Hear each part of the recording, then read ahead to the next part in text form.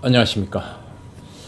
한국노총이요, 노사정에 복귀하기로 했다고 합니다. 141일 만에 한국노총이 노사정 위에 복귀해서 김동만 위원장이 그 무슨 정권을 갖고 협상하도록 했다고 하는데, 그 조건이 아주 웃깁니다.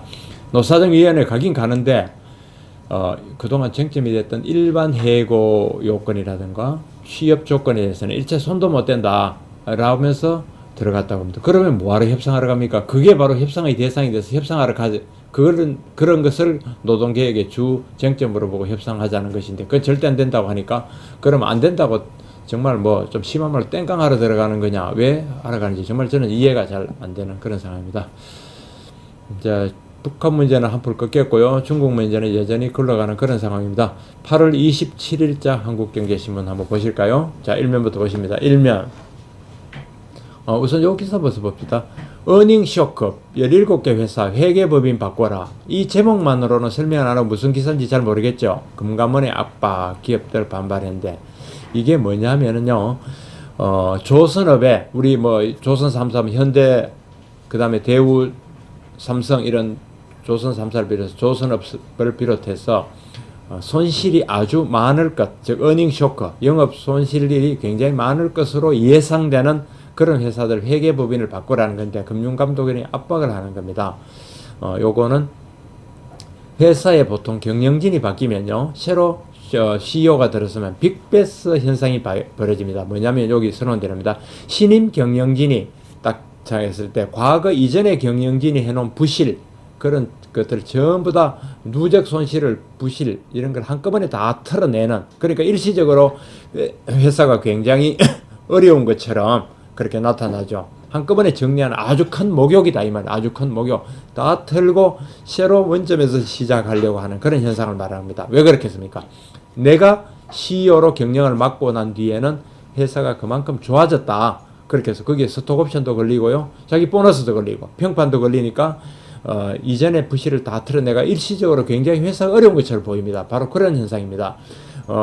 그런 빅베스 현상이 빚어지곤 하는데, CEO들이 이제 그 이전의 부실을 과도하게 털려고 하는 바람에 회사가 굉장히 어려워지니까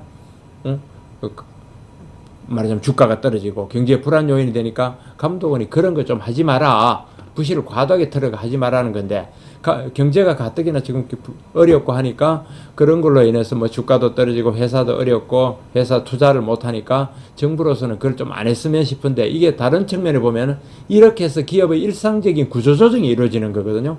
부실을 떨어내고 부실한 사업부를 정리하고 또 부실 자산을 털고 쓰지 않는 그런 유휴 부동산을 턴다든가 이렇게 자꾸 털고 하기 때문에 구조조정이 이루어지기도 하는데, 그것을 지금 좀 이렇게 간섭받는 그런 겁니다. 또 그러고 그거는 기업들이 알아서 할 문제지 정부가 이래라 저래라 사전적으로 하라는 것도 웃기는 겁니다. 즉 잠재 부실을 털어내는 기업들을 탓하는 그런 현상입니다. 그런 점에서는 금융당국이 좀 거꾸로 간다, 그런 측면도 있고요. 3면에 조금 봅시다. 그 기사의 해설이 이겁니다. 어닝 쇼크에 대한 아주 대형 17개 회사 회계법인을 바꾸라는 것은 너무 심하게 그렇게 가지 말라는 겁니다. 그래서 금감원 얘기는 오랜 계약 관계이기 때문에 서로 밀착이 돼 있다 이런 얘기였고, 17개 회사는 반발한다 그런 얘기입니다. 하여튼 요거를 기사를 좀 복잡한 기사라서 아주 짧게 설명하기가 좀 쉽지가 않군요. 전체적으로 그런 내용입니다. 두 번째, 우리 국회의원들 국회 법사위 법정하는데, 그리고 정무위 의원들한테 설문조사를 했더니 환경에서 김영란법의 위헌성에 공감을 하고 있다. 그리고 김영란법이 죽이는 게 경기를 죽이는 요인이 되고 있다 그런 얘기네요. 그런데 그전에 이건 법 통과될 때부터 굉장히 말도 많고 탈도 많은 그런 건데, 부작용 알고도 통과시켰다는 건데, 그러면 법이 바로 잡혀질는지 모르겠습니다. 김영란법이란 사면에 용어 들어있습니다. 아시겠지만 한번 다시 보면요, 여기 봅시다. 김영란법이란 직무와 상관없이 1회 100만 원을 초과한 금품을 수사한 경우 징역 내지 벌금에 처하도록 하고 있다. 요게 꼭 100만 원이 아니더라도 5만 원 이상이죠. 5만 원 이상이면은 어떤 그 제재를 가하는 그런 식입니다. 그래서 뭐 공직도 그렇지만 원래 이게 공직에 투명하게 한 건데 학교 교사들 뭐 언론 다 넣는 바람에 반발이 좀 있었던 그런 겁니다. 뭐 전 개인적으로 얼마든지 시행하면 하자 그런 건데 이거에 대한 충격이 크고 이러니까 전체적으로 언론계 입장에서는 반대도 했고요. 또 그것보다 이 법으로 이렇게 모든 걸 통제하려는 그리고 공무원들을 투명하게 하자는 건데 범위를 넓혀서 전 국민이 2천만 명이 되도록 하는 이건 좀 웃기는 법 아니냐 그런 비판이 있었던 겁니다. 시한폭탄하고 하는 김영란법 기획계사로 증거했을 겁니다. 법을 다 통과시키는 의원들이 시행 전에 보완해라는 게 43%니까 한마디로 해서 이런 날림법을 왜 만드는 얘기입니다. 법을 이렇게 날림으로 만들어도 되는 거냐. 끝없는 재개정 논란, 위헌성, 부작용 이런 얘기가 다 있고 있습니다. 위헌 소지 조항은 이게 원래 공직에 대응하기로 한 건데 민간 영역에 확대해서 과도하게 적용했다. 이게 문제고 배우자 신고 안 하면 징역형 이런 거는 양심의 자유를 침해하는 거다. 여기 규정됐죠. 주요 내용은 선물 상한액은 5만에서 7만원 유력하다. 바로 이 5만원, 7만원 이상은 위법이다. 이렇게 되기 때문에 전국 농민단체, 그리고 축산물단체에서 들고 일어났던 겁니다. 왜냐하면 이걸로 인해 가지고 뭐 상품이 전혀 안 팔린다 이렇게 됐거든요. 그런 일이 있었습니다. 요게 고기사가 이 오면에 이겁니다. 반발하는 김영란법은 한우 농가 줄도산이다. 이 농가 이런 거 선물 이런 걸 원천적으로 막는다 이런 건데 이거 잘못 읽으면 그러면 당신은 그 선물 때문에 그 반대하는 거냐. 우리 제발 그런 유치한 논쟁은 벌이지 않기를 바랍니다. 어쨌든 한우 농가는 어렵고 수입 쇠고기 장려법이 됐다. 한우 이거 뭐 물론 시행은 내년 9월부터입니다. 현재 법에. 그래서 한우라든가 굴비 이런 데는 판매 피해가 있을 것 같다. 그렇습니다.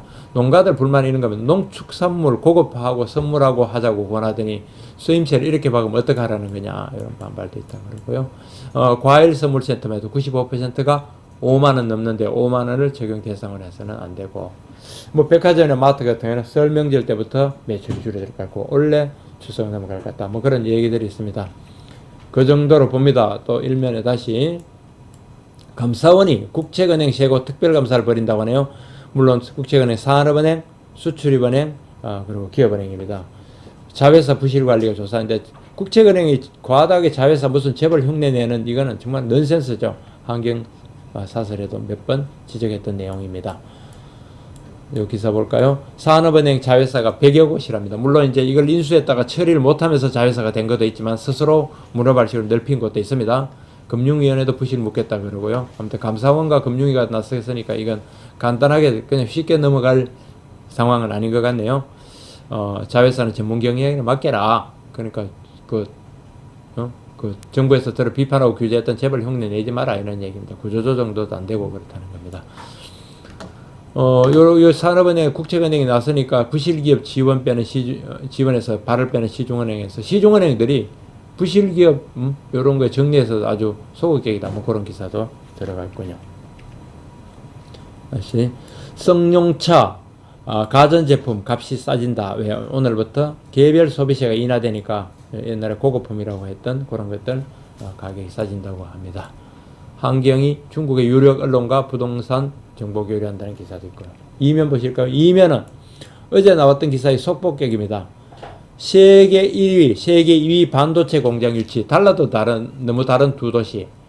평택에는 시민들이 발목을 잡고 삼성 공장이 들어오는데 15조 투자되는데 전부 다 평택 지역에 사람을 써라, 지역에 물건을 써라, 지역에 하청업체를 써라 해서 공사를 못하게 하고 2천은 시민이 규제를 없애서 SK 하이닉스 투자가 이루어지게 2천 시민들이 싸면 하라 이야기 나오고 이 보십시오. 평택 반도체, 삼성 반도체 건설 공장은 외부 인력, 외부 장비 쓰지 마라 해서 타지역 건설 장비 출입을 방해를 하고 있고 2천은 오히려 공사 인력 주차해서 무상으로 주차장 제공하고 뭐 회장 석방탄을 해서 자, 이 결과는 앞으로 현장이 납니다. 평택은 기울어지게 돼 있고 이렇게 되면 2천은 뜨게 돼 있습니다. 삼성이 다음 달 7일부터 하반기 공채에 들어간다네요. 서류 전형을 부활한답니다. 4,000명 뽑는다는데 좀 잘 돼서 4만 명 뽑고 이런 기업들이 더 많이 나오면 좋겠네요. 이런 기사들이 1, 2, 3, 4면 있고 요거 한번 봅시다. 6면 성급한 524 대북 제재 조치 해제 이야기가 나오는데 안 된다. 정부 입장이 나왔습니다. 북한이 천안함 사과가 있어야 524 조치를 해제한다. 오이사라는 게 천안함에 대한 우리가 대북 제재안이거든요. 정부가 입장을 밝혔습니다. 그건 분명해야 됩니다. 이렇게 말을 해놓고 또 협상이라고 해답하면서 느슨한 소리하고 물렁에 빠져가지고 연약한 소리는 할는지 참 걱정입니다만 지금은 일단 그렇게 했군요. 북한에 합의하고 파기 도발하고 이 반복하는 북한, 도발하고 그 다음에 뭐 대화한다고 그 다음에 지원 협상받는 이렇게 악순환이 되풀이 돼서는 안 되겠다. 그런 얘기들이 있습니다. 여기는 이제 박 대통령이 이제 새누리당 의원들을 전원 청와대로 초청해서 식사를 하면서 4대 개혁 경제 법안 처리해달라 뭐 이런 얘기 했다는 기사가 들어가 있네요. 되게 이런 기사들이 들어가 있고요. 중국에서 오는 뉴스 중에서 아주 의미 있는 뉴스 중에 하나가 그런 것 같습니다. 중국에서 뭔가 희생양 스케이프고트를 하나 찾는지 중국의 총리 리크창까지도 실각하게 됐다. 실각설이 나오고 있죠. 그래서 이게 단순히 시진핑의 어떤 권력 싸움에서 혼자 1인 체제를 갖기 위한 권력 싸움인지 아니면 경제를 진짜 못해서 중국 경제 금융의 위기가 온 책임을 묻는 건지 아니면 희생양만 잡아서 이렇게 또 넘어가는 건지 모르겠지만 아무튼 뭔가 중국의 정치, 경제, 사회, 국가 운영 시스템에 아주 정상적이지 않은 모습이 점점 하나씩 더 커져가고 분명해진다 하는 것만은 분명한 것 같습니다. 리크창 실각설을 보는 제 느낌이 그렇습니다.